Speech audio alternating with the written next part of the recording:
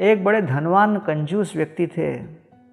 संत पुरुष के पास जाकर कहते हैं कि महाराज जी, भगवान श्री कृष्ण के प्रति मेरी अटूट श्रद्धा आस्था है, लेकिन उनकी सेवा में मैं एक फूटी कौड़ी खर्च नहीं करना चाहता।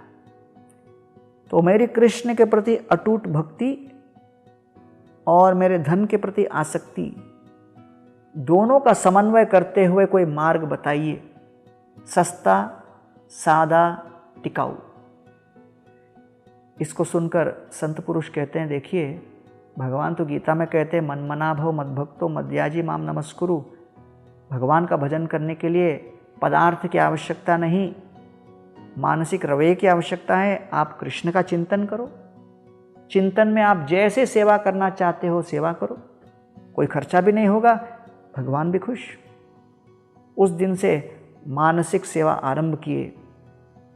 मन में ही आंखें बंद करके भगवान के लिए सोना, चांदी, हीरा, मोती के कितने गहने बनाते थे। सोने के थालियों में 56 भोग शुद्ध घी में बनवाकर भगवान को भोग लगाते थे।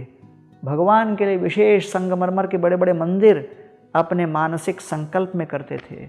बड़े प्रसन्न थे क्योंकि भगवान की सेवा भी चल रही थी और कुछ खर्चा भी नहीं।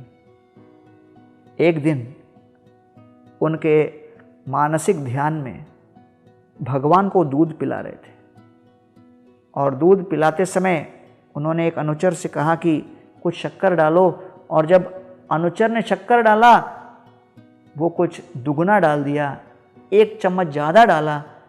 तो ये इतने भाव विभोर हो गए, कहने लगे, अरे भैया, 1 चम्मच एक्स्ट्रा डाल दिया, उसको मैं तुरंत निकालूंगा। हाथ में चम्मच लेके अंदर से 1 चम्मच दूध में घुलने से पहले उसको निकालने का प्रयत्न करने लगे। ये सब मानसिक ध्यान में चल रहा था और कृष्ण इस दृश्य को देखकर खिलखिलाकर हंस पड़े कि कंजूसी की भी क्या सीमा होती है।